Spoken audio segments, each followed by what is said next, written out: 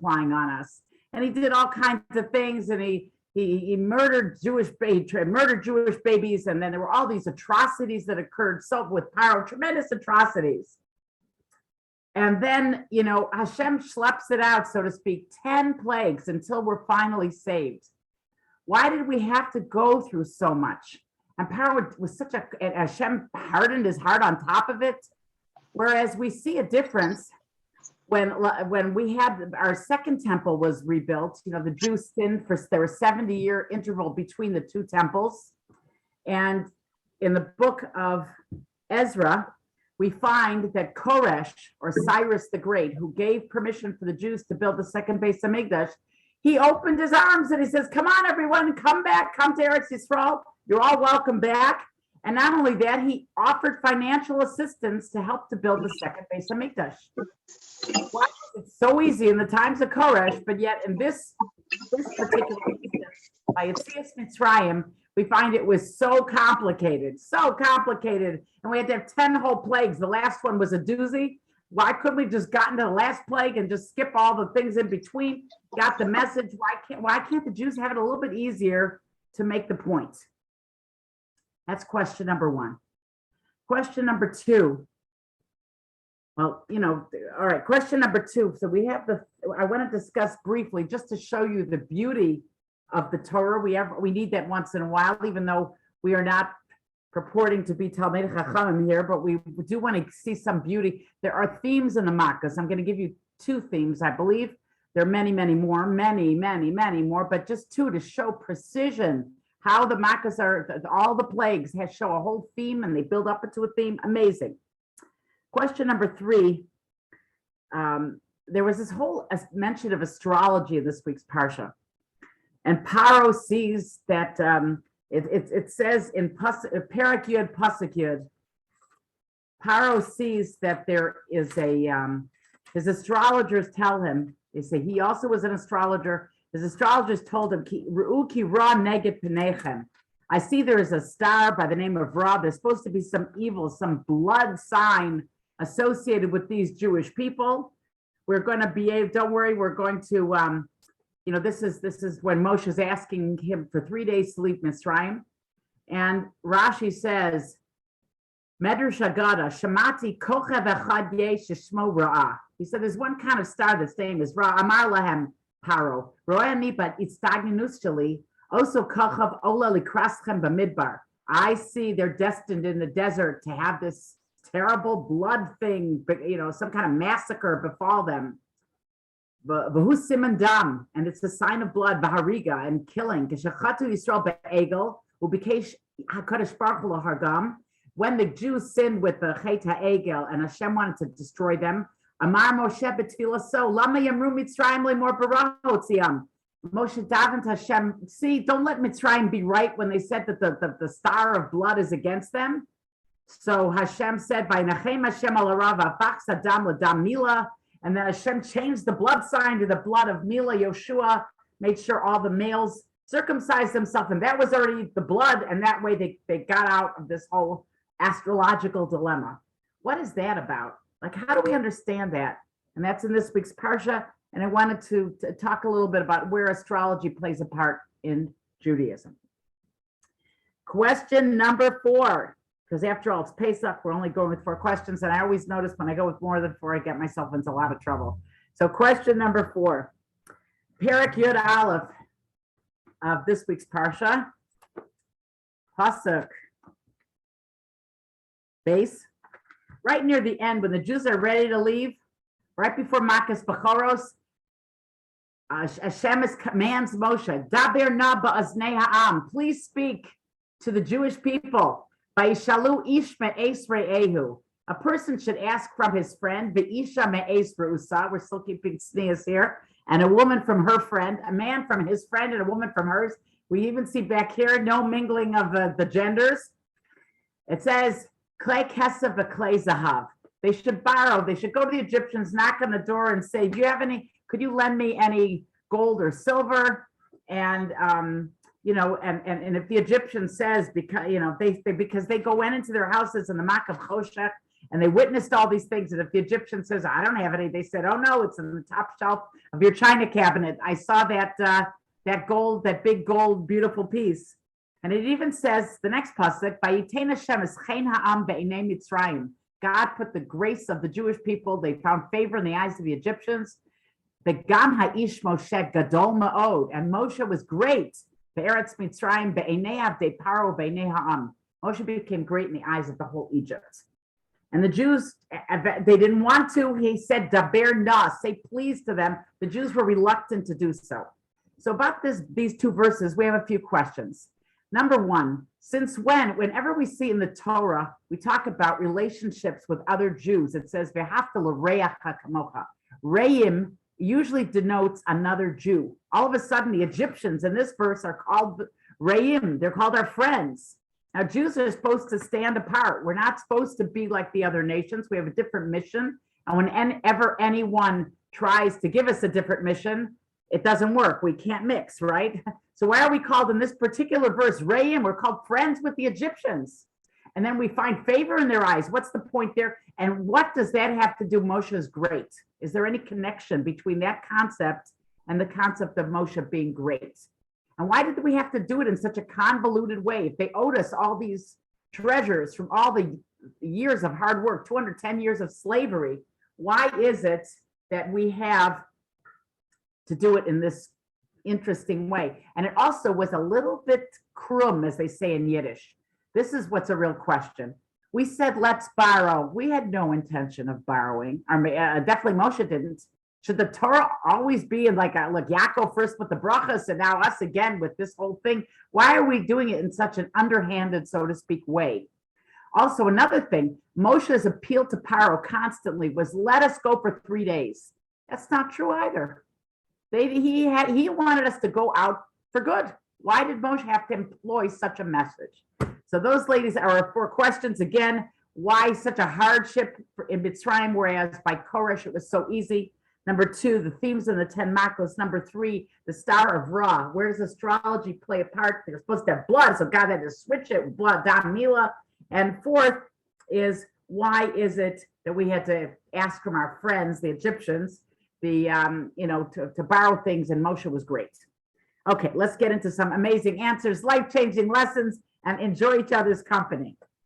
Okay, first of all, I'm going to bring you down. Oh, no, before we start, I do want to bring down a story that I bring down every once in a while, usually once a year, because I found it in Rav Bak's Zatzal. He was the Rosh Yeshiva in Detroit. He wrote a sefer called Kol Aryeh, and he brings it down always in this week's Parsha, and I always feel it's very important. In the 1950s, in Eretz Yisrael, there was a Yanuka. There was a little child born, a baby, who did not have the pinch on his lip. And a lot of tour guides, when I used to go to Eretz Yisrael, they always said this is true. It was verified, and everybody knew this person was. Anyways, he lived in Bnei Brak. A child was born, and this child was spouting the whole Torah. Like, he knew everything. Rabbanim were going to him and asking him shilas throughout Shas. He knew everything.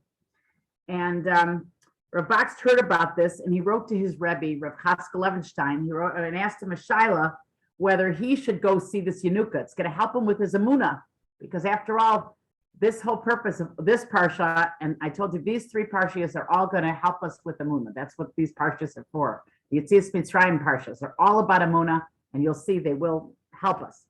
But in any case, so he asked his Rebbe, Rav Chatzkel, is this true, and should I go see the child?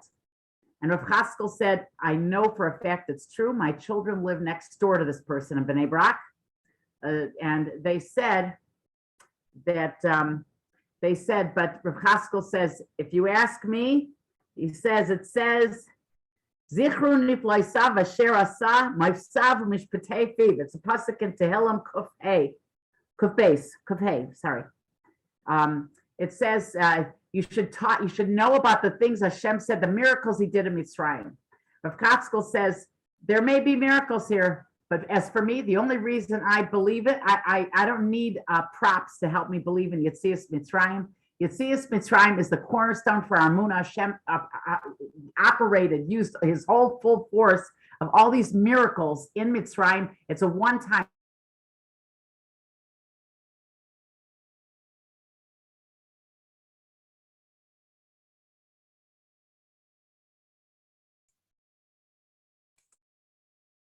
we have Amunah is because it's an inheritance. It's not because somebody did something once and we just have to believe. There were people witnessing Yetzias Mitzrayim, people witnessing Matan Torah, 2.5 million people. So to have to go see some Yanuka somewhere, he says that I don't need. I believe because of Yetzias Mitzrayim. In fact, it was known Rav Chatzkel was similar in the way to the Chafetz Chaim. They both would do things when no one was looking. Oh, actually, people looked. That's how these stories came out. But people peeked behind the Chafetz Chaim's doors and they saw him reenacting Yetzias Mitzrayim, talking about all the miracles. That's how he internalized his Emunah. And Rav Chatzkel used to make chairs separate and pretend it was Kriyas Yamsuf, like just to go over the recounting that was already in the Chumash, in order to know that Yetzias Mitzrayim, Avosenu Sipru Lanu, it says in Tehillim. Our fathers told us that's enough for our Emunah. So Rav Baksafian did not go to Eretz Yisrael. And what happened was apparently the Belzer Rebbe, it was a Belzer Chassid, the family. The Belzer Rebbe went and he touched him on his mouth and he said, Gunukshon. He said, it's enough. And then this child from then on became like an average person. Like it was not anymore doing this kind of thing. Who knows why or what, that's beyond me. But the one thing we do know is we based our whole faith on Yetzias Mitzrayim based on 2.5 million witnesses, both at Yetzias Mitzrayim and at Matan Torah. That's what our faith is based on. And that's why we go through such a long construct of all these miracles in order for us to base our faith on that. Rav Bach said when he was in Shanghai with the Mir Yeshiva, he said, the Chinese, they have 3,000 years of history going back, and they're very meticulous, in case you didn't notice, they're already ready to take over the world. So they're very meticulous in their record keeping and everything. And he went up to Chinamen and he asked them, did you ever hear of Yetzias Mitzrayim? And they did. He said there were Chinese people. We're not talking about the other faiths that base themselves on our Old Testament, if you want to call it, on our Tanakh. We're talking about the Chinese who are not even believers, and they knew about Yetzias Mitzrayim. So there's obviously, that's what we base everything on. So it's very important for us to constantly talk to ourselves about our faith. We have something to base ourselves on. We know how beautiful the Torah is, but we have to talk to ourselves.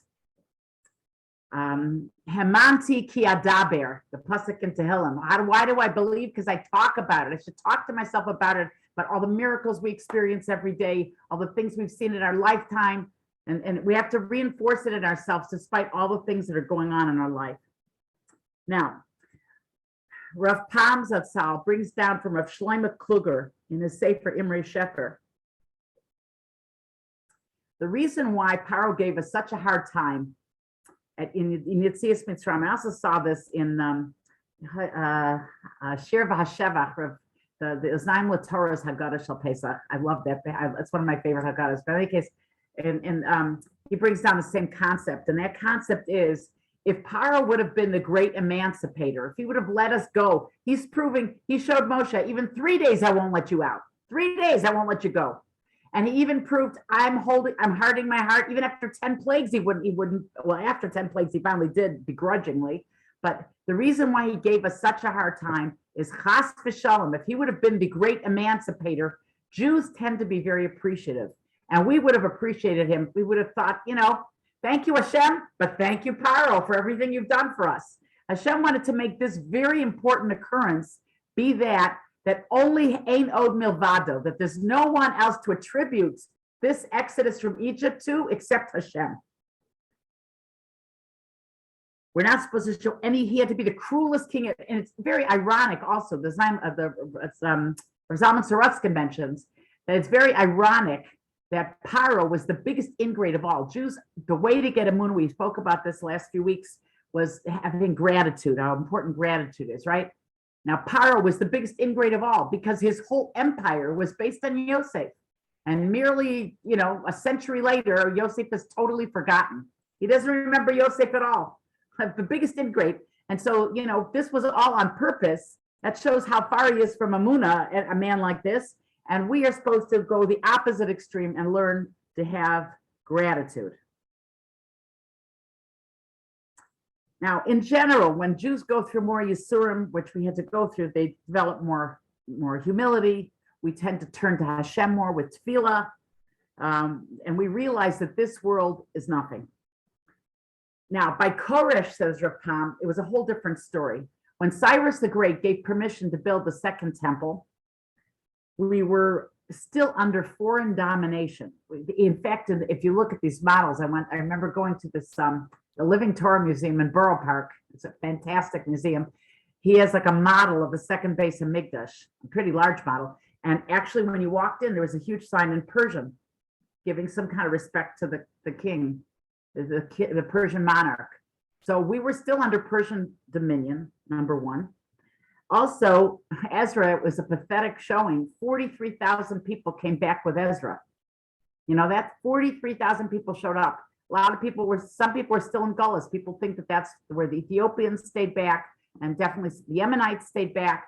Not everybody came to be with Ezra.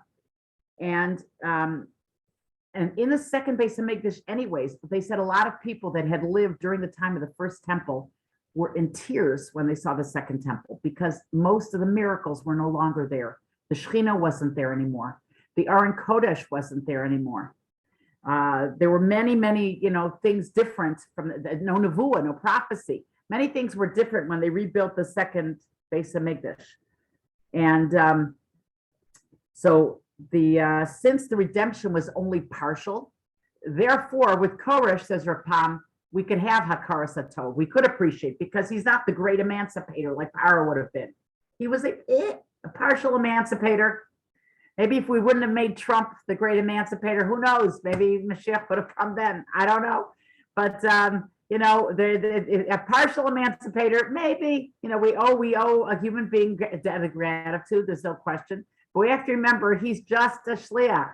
He's just a messenger, and the main thing is Hashem. Now they say the Geula of Mitzrayim, says Rav Pam, is like the future Geula. It's going to be direct. It's going to be that there's no intermediaries at all. Rav Pam said in his day, they formed right after the Holocaust. They formed the United Nations, and Rav Pam said, you'd think that that they'd be so sympathetic to Jewish causes, because after all, look what they witnessed what the world did to how the world turned their back on the Jewish people. Okay, they granted us begrudgingly a little swath of land in the Middle East, but there's so much hatred. And Rav Pam says the reason's going to be that at the end of days, when some of the non-Jews are going to come and say, look, we really facilitated Jewish growth. We were on your side the whole time. We have proclamation after proclamation from the entire world, the United Nations, saying against Israel, against Israel, against Israel, against Israel, so many times to prove to us he said in the Palestinian cause, he said they could all live in Saudi Arabia. They could, if there would be room for plenty of them in Saudi Arabia, but meanwhile, the whole world is fighting the Jews all along. So this way, no nation can give credit for the Geula. It'll be only Hashem, and there'll be no intermediaries, and that's why it had to work like that. And what did the UN accomplish? Accomplished nothing, says Rav Pam. And I think, even though this is years later, I think the same thing holds true today. Now the Korban Pesach, the Mikdash Halevi tells us from Dunner Zatzal from England, the father of the present Rav Dunner. He tells us that the reason why we broil the Korban Pesach, why do we broil it and we don't boil it? Because when you broil meat, the smoke goes up and there's the smell is carried. So here you're taking their deity and you're showing it's garnished, it's nothing. There's nothing to worship but Hashem. That was the reason why we did the Korban Pesach, that your deity is zero and we're going to burn it and you're going to smell it all over. You're going to smell lamb cooking in the streets to show us that there is no other power that we can depend on. There's nothing.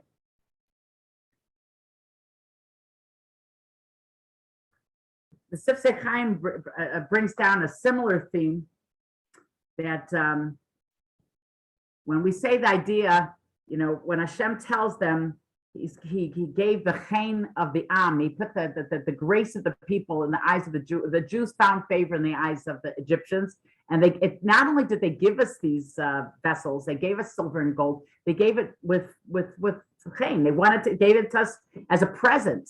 They wanted to give it to us as a present, even though we asked to borrow. They gave it to us as a present. And the idea he bases on the Beis Halevi. The Beis Halevi says that one of the reasons the Torah was given to the Jewish people. I'm trying to see where it says, because the reason why the Torah was given to the Jewish people is to remind us we have a separate mission from all the other nations. Other nations weren't given the Torah. They don't have the same marching orders. So we are a nation apart. We have a different purpose altogether. If the Jews would assimilate, it says the Beis Halevi, and the Sifsei Chaim continues this idea, then the non-Jews would hate them. And every time we tried to assimilate, all we get is just, the Egyptians despised us. A lot of Jews wanted to find favor in the eyes of the Egyptians. They didn't change their dress or their language, but they tried, they just honored so much the Egyptians. So God on purpose made them despise us to make us realize we can't mix with them. We can't rely on them. They're not there for us. They're not going to be there for us. Later, after most of the Makos, you'd think they'd hate us even more, but that's when they loved Moshe the most. After they had shown we have nothing to do with you guys, we are a separate nation, that's when they started loving us, to show us that when we do our task in the world will honor us. When we decide we want to be more like them, that's when we're pushed away. And that's why it says Ha'ish Moshe Gadol Ma'od, that it's very interesting that he brings down in a different place that the same thing says about Mordechai in Megillas Esther. When was Mordechai called Gadol?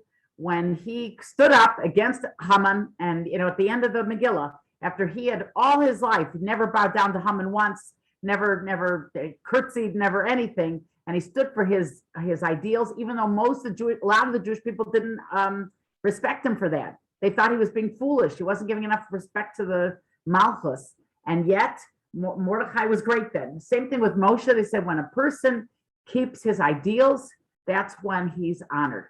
The Sifsei Chaim in another place brings down, as far as the Holocaust is concerned, he said the degree a country was assimilated, they were attacked more during the Holocaust. The Hungarians and the Romanians were the least assimilated countries. That's why they were attacked last by Hitler and Shimon. Because the more assimilated you are, the more you say, oh, please, my hosts of the world, help me. To that degree, you were subjugated. The more you didn't feel you needed these people, to that degree, you were not subjugated. Now, and that's why they were called Rayim. They felt friendly to us. The more we distanced ourselves from them, the more they liked us. This is not that we felt that way to them. They felt that way to us. We are beloved by other people when we distance ourselves. Now, same reason why Moshe asked only for 3 days. So you wouldn't be dependent on Paro. He wanted to show we don't want you to be our emancipator. And the reason we borrowed from them too was to show that we don't want them to give to us. We didn't ask for giving. We don't want to be, say, oh, look what they gave us, all these wonderful things. I mean, they still have, certain laws. You can't attack Mitzrayim and things like that. But, because we did live there, but that's about it. We're not supposed to be appreciative to the point where we're supposed to say they gave us gifts and that, they let us out. They didn't. The 3 days we asked for, and we asked to borrow. That was it. They owed it us. We didn't take anything that was not supposed to be ours. We deserved it after all the work we put in. Now, the Vilna Gaon gives a little different spin on this. He says that all this was done with cunning because Paro's whole way of enslaving us was with cunning. Originally, he said, I'm going to go to work. He himself went out to start building Egypt. So the whole nation followed him, including the Jewish subjects. And then later, and he paid them very well in the beginning, he paid everybody. And then little by little, he got out of the picture. He took away the pay, and then he started enslaving them. And it's all done with trickery to show at first he's all there for you, just like, who knows, they say that's how all communism and the socialist governments, how it begins, that they first give great presents. In America, they're giving all kinds of handouts. They were giving free food. They were given this and that and the other. Meanwhile, the economy is being crippled in the background. And then later, they may say, well, we have nothing left for you. You're all subjects of the government. That's how all these greedy countries started out with these terrible, plans. So the same thing here too. The Vilna Gaon says he did it with cunning. We had to get out of Mitzrayim with cunning, because that's how you have to deal with somebody who's out to get you. Now, of course, in our day and age, we have to ask shilas. It's not something you could just decide, well, this guy cheated me. And we can't do, what's it called? We can't do something with we can't deceive somebody without asking a shaila. And it's not so simple. But it also is before Matan Torah and all that kind of stuff. But, this is, sometimes you have to deal a certain way with certain people. As an aside, there's some other lessons we learned. So that's an important lesson we learned so far, that not to have dominion, and that's why we had to borrow, and that's why we had to have 3 days. So we shouldn't be dependent on paro, and we should realize there's only one source of our exodus, and that's from Hashem. There's some other interesting lessons, just as an aside, I'm going to throw in that I found along the way. Rav Tzvei Zatzal, the Rosh Yeshiva of Philadelphia, says that the reason why they said daber na, please, why did it's not used often. Hashem said, please ask the Jews. Usually it doesn't say please. Please means you have to plead with them. It's not going to come easy. The Jews were very reluctant to take from the Egyptians, says Rav Tzvei, because they had an idea. They saw there was something good about not having wealth. They were very afraid, oh my gosh, we're going to take all the spoils of Egypt. Like, what if we get into it and we forget that this world is temporary? What if we forget that our main purpose is to serve Hashem? Wealth is, the Shevet Musar says that wealth is a bigger curse than poverty, because wealth, you could be running from restaurant to restaurant and beach to beach, and you could forget that Hashem runs the world. Whereas with poverty, you could be sunken yourself a lot, but you're not getting, the world is not alluring you. At least you have more of an opportunity to see there's nothing but Hashem. Rav Wolbe, I'll just see if I understand what I wrote here.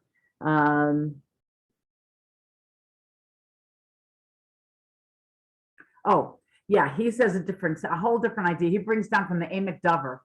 Rav Wolbe brings down a whole different spin. This is just an aside. It's not along the theme that we're talking about, but I just thought it was interesting. Why does it say me'es re'ehu, from your friend, borrow from your friend?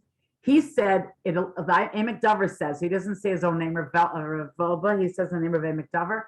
Emek Dover says, friend always means Jews. So it means if you want to spear the geula, if you want to target the geula coming, first lend things to your friends. Chesed is what's going to be the schus to bring the geula.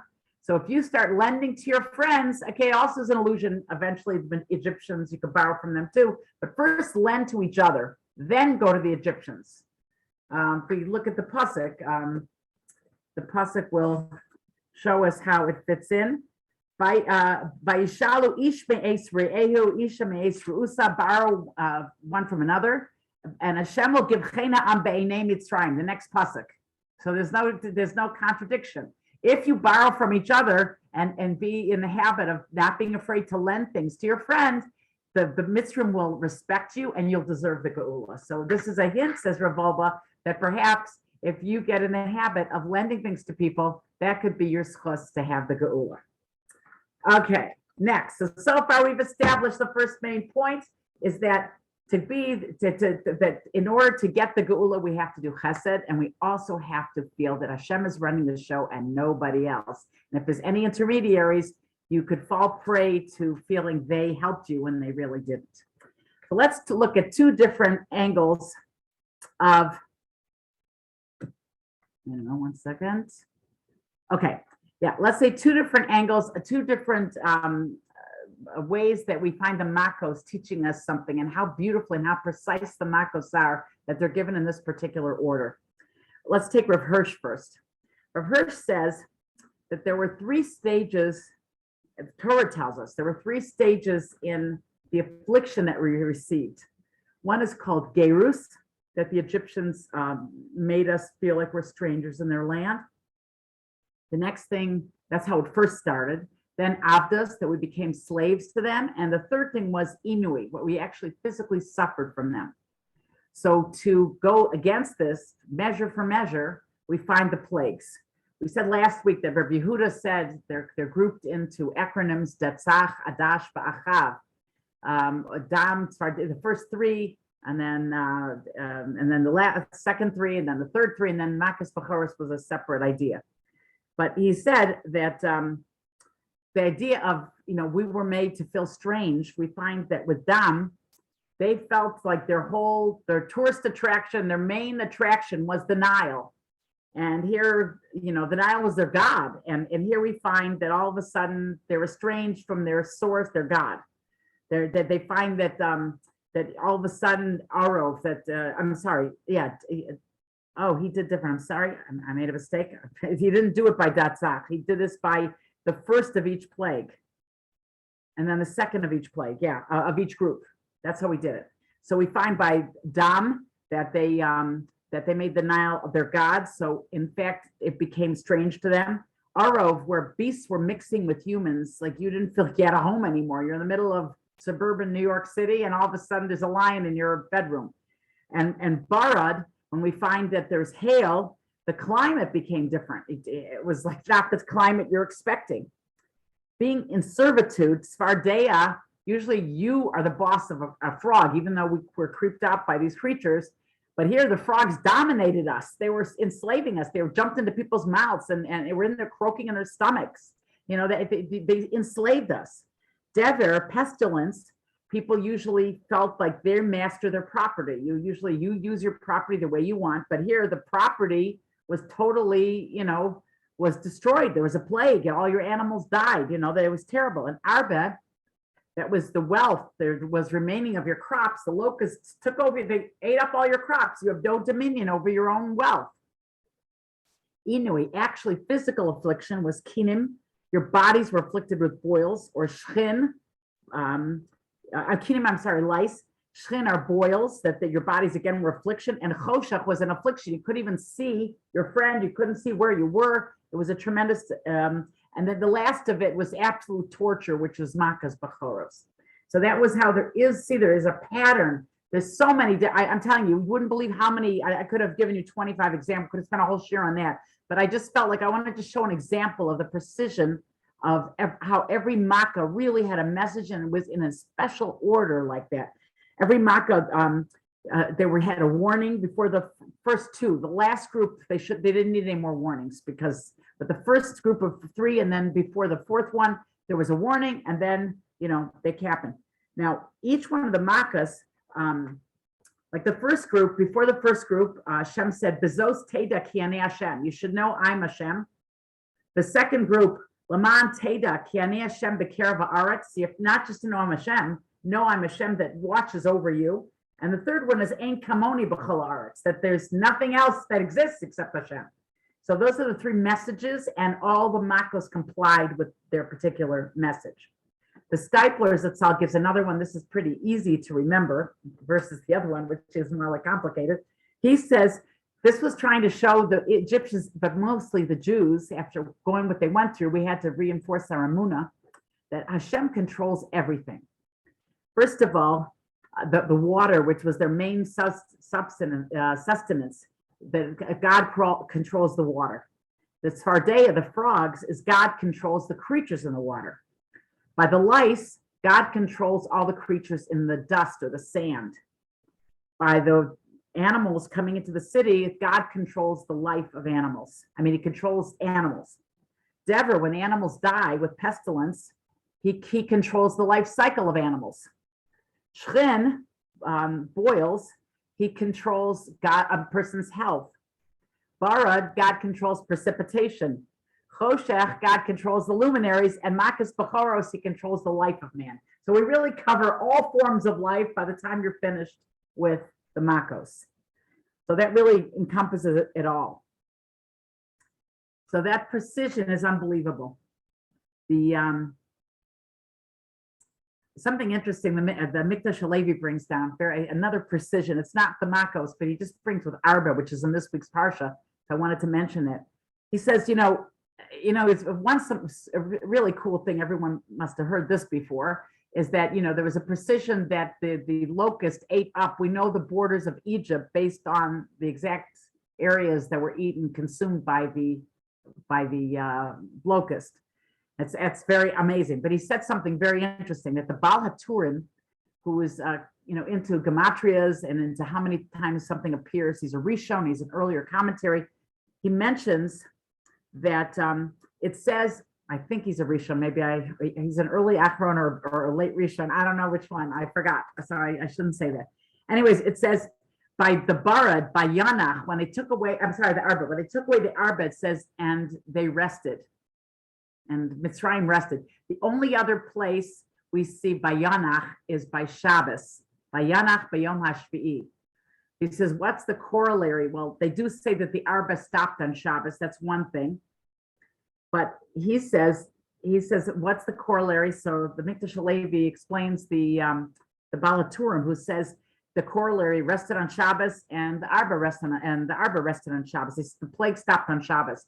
He said perhaps it stopped in the merit that Paro begrudgingly allowed the Jews to have a rest day. Moshe made a whole big deal with Paro, give the Jews a day of rest, and it just so happened with Shabbos, and that way, they could keep Shabbos. So in the merit of that, the Arba went away on Shabbos. So even though we didn't do it l'shem shemaim, it says, Eina Kadosh Baruch Hu mekapech schar kol beria. Hashem doesn't, any person that does a good deed, God always pays him, albeit maybe, not fully, but God always pays people back for something good they may have done. So therefore, we had that precision with the Arba. It rested on the Sabbath day because they allowed, the Egyptians allowed, or Paro allowed the Jews to rest on Shabbos. Okay. So far we did the Makos, we did the whole idea of not to trust anything but Hashem. The Rav Shimshon Pincus itself tells us that there are really three different levels of Emunah. One level is that there's nature, and Hashem made nature. Second level, we talked about Bezos Teda Kiani Hashem. That's the first three Makos. Second level of Emunah is to believe that Hashem is the nature. He's within the nature. There's Hashgacha Pratis, that he's divine providence. He's watching over us. That's that second pasuk, Ches Yilches, Laman Teda Kiani Hashem B'Kerev Haaretz. I'm in the midst of the land. I watch over you. I'm not just going to sleep at the wheel. I created nature and then I'll see you on Shabbos, but I'm here at all times. And the third level is there's no teva at all. There's no such thing as nature. Nature really, it's not something to worry about. And that's the idea of, in Perek Tes Pasuk Yudalid, Ein Kamoni B'Kol Haaretz. There's no one like me with all in the whole land. That's before the last three miracles, which were like no human could duplicate. The idea of the hail coming with fire and water mixed, which is impossible. Arba, which they could not reproduce, the Egyptians. Choshech and darkness, that type of darkness no one could reproduce. And then Makas Bachoros, obviously, that he's so particular in only finding the elderly, the oldest children. Now, he said, for example, this would apply in practical life. Let's say a person can't pay his debts. So the lowest level is daven and Hashem is going to help me. The second level is, who gave you the debts to begin with? Ani Hashem b'kerev haaretz. I'm in the midst of the land. I gave you the debt. So we have to only deal with Hashem, not the bank. It's Hashem we have to deal with. And the highest level is everything's for good. There's nothing to worry about. It's all Hashem anyway, so I have nothing to worry about. Another thing, the stock market, the economy is going up and down. Some people say Tehillim, just say Tehillim. Second level is, no, Hashem made this happen. And the third level is, all is hevel. It's nothing. It's a camouflage. This is all Hashem's testing me. Okay. So the same thing we find that in these three groupings, the first group, Paro thought the first two, the Paro and the magicians could duplicate. By the time they got to Kinim, because the magicians said they can't replicate something the size of a barley grain or smaller, and that's what Kinim are, it's lice. So that's when they thought by the third plague, they saw Etzba Elokimhu, that this is God's hand, God's fingers in this, and there's no one else. By the second group, a jungle in your living room. It's unnatural. Usually animals don't go to urban centers. When we find Dever, that we find that God is really running the world. But Dever, by the plagues, all the domesticated animals die, and then Shchin, that everyone gets boils all at once. And then the other ones, that just were totally unnatural. Last three. But Makas Bacharos shows something else. I believe Rav Shimshon Pinkus says this, but I think so. Makas Bacharos show a different level altogether. I love the Jewish people. Only the Jewish people are spared. B'ni Bechori Yisrael. You're my Bechor. The other Bechorim can't live, but your Bechorim can live because you have a different mission in the world and you have something else you're supposed to do for me. So that's what we have to internalize, that there's levels of bitachon, and halvai we should get to the level where we could feel that ein kamoni b'chol haaretz, that there's nothing else but Hashem. Now, Rav Dessler explains this whole thing with the star called Ra. That there's this star called Ra, and they have to worry about it and have to switch it to Dam Mila. What does that mean? He says like this: if a person believes there's no nature at all, then we don't have to worry about horoscope. We believe Ein Mazel Yisrael. A Jew should not, we do have a predisposition because of our horoscope. There is something predisposed, and it is the Jewish horoscope. Years ago, somebody came out from Feldheim, I think, Art Scroll, I don't remember who, somebody came out with a book about Jewish horoscopes, and with the months of the year of what's it called, the Hebrew months of the year. And there is a predisposition. I found I'm born like on the cusp of a month. I'm a Lamed Kislev. So I always thought it was a certain tendency. It turned out I'm a Kislev, not a Teves. But in any case, we do have certain tendencies. However, we're supposed to believe davening. We're not stuck in the horoscope. That's why we're not allowed to go and predict what our horoscope's going to be, because we don't believe in that. We believe that we don't have mazel, that Hashem can guide us, and through Shuva and Tefillah, we can change anything. It says, Rav Dessler brings down a Mechilta, which says, Lo nitna Torah lidrosh el la'ochle haman. Torah was only meant to be explained for the people that ate from the manna. Why? Because they had to understand that everything was only Hashem. Once we understand that, then we're able to understand the Torah.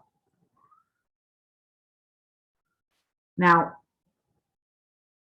we found that Torah could not be given in Mitzrayim, which was a disgusting, immoral place. It was not deserving to be given. It had to. It can't be Mitzrayim. But we needed Torah before we went to Eretz Yisrael. That's why Torah was given in the Midbar. However, there's a deeper level, says Rav Dessler, and that level is that Torah really is impossible to maintain if you look at it through natural eyes.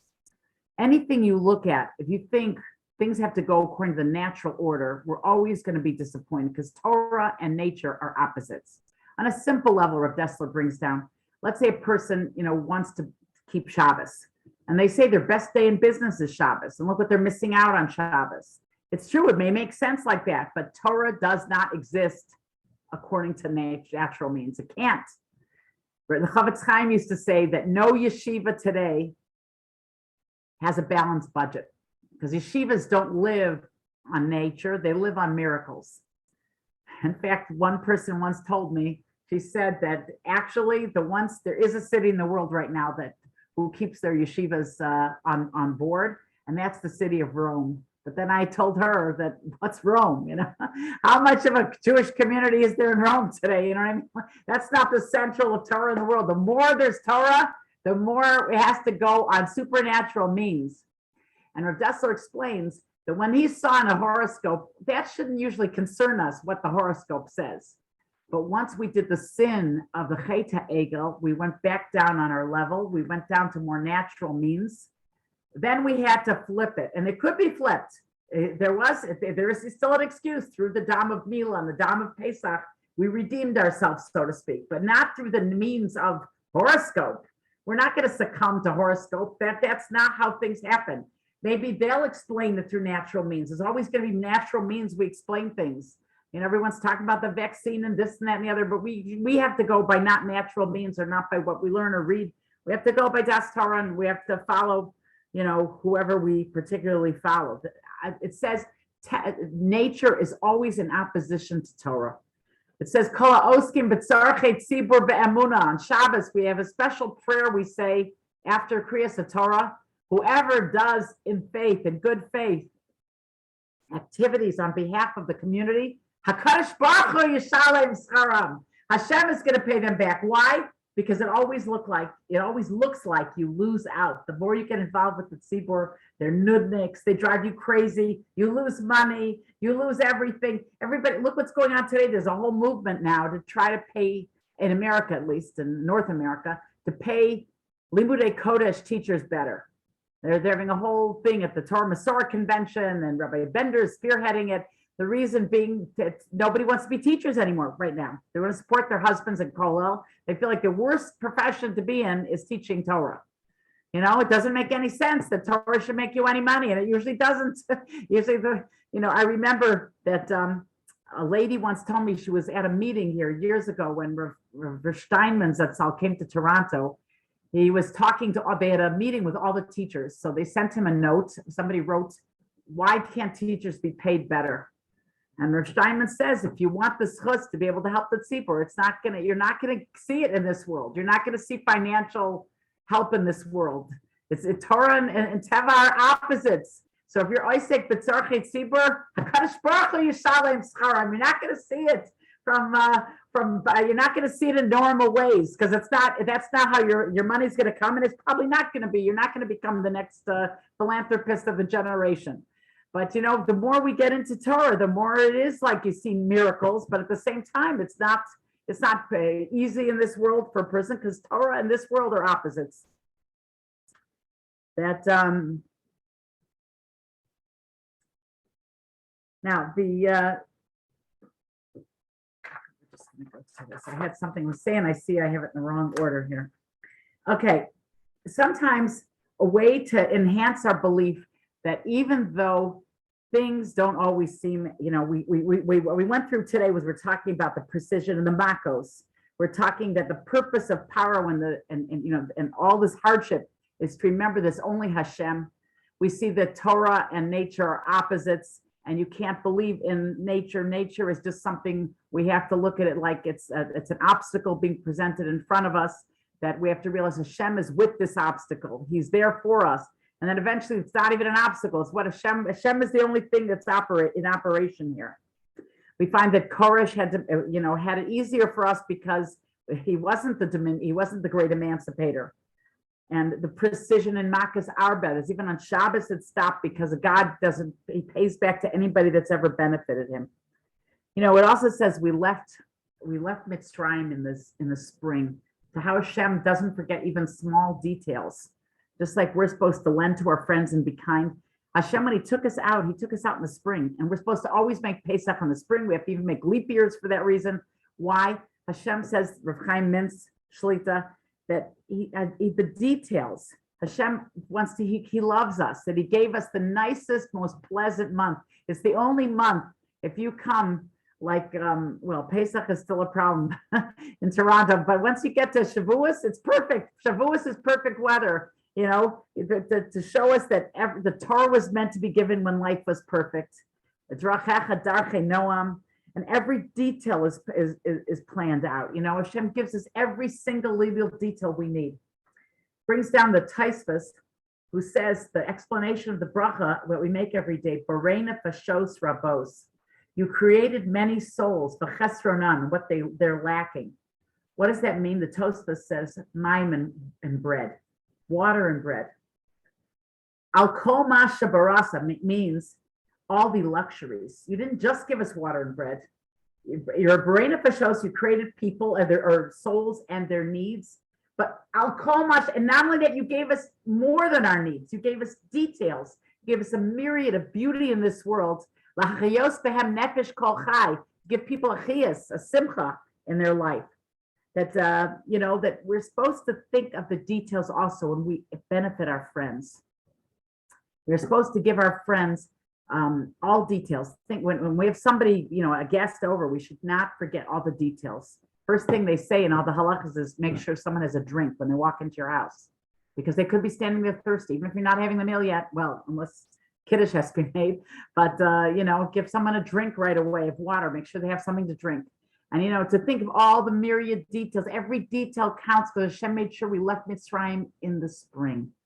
So we see that Hashem put everything into the details, and we see that we had to have it hard, so we would only appreciate Hashem, and that the astrology really doesn't count. And not only that, astrology is the opposite of Torah. I have two stories to share with you that reflect all these messages. And well, this week on Thursday is the Yahrzeit of the Baba Sali. We should have his neshama should watch over all of us and help us. And there was a story that was once a boy on the bus to Netivot to see the Baba Sali, and he was sitting in a seat where there were people not dressed modestly, and he was very appalled. So he decided he's going to the back of the bus. He's on the way to Netivot to see the Baba Sali. He wasn't going to see the. Sorry, he went to yeshiva in Netivot. He did not go to see the Baba Sali, and he decided to go sit in the back of the bus where he wouldn't see certain things.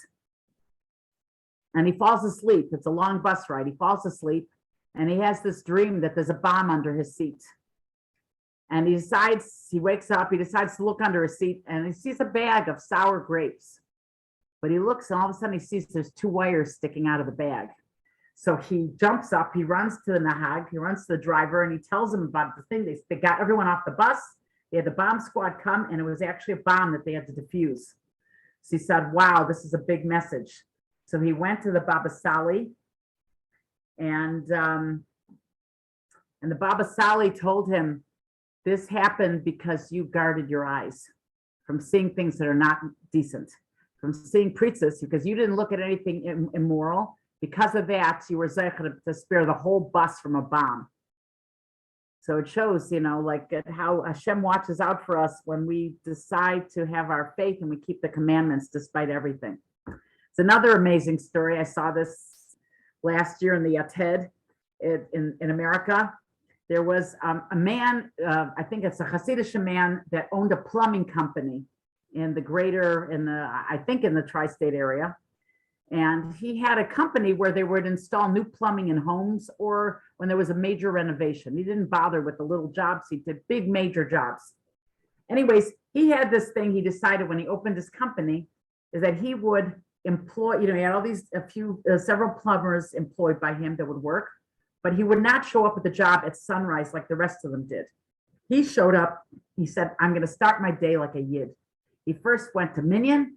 He would learn with the Chavrusa, he would say Tillim, and then learn with Chavrusa for an hour, and then he would go to work. Like he would not start, he says, I'm not going to rush and worry about Parnasa.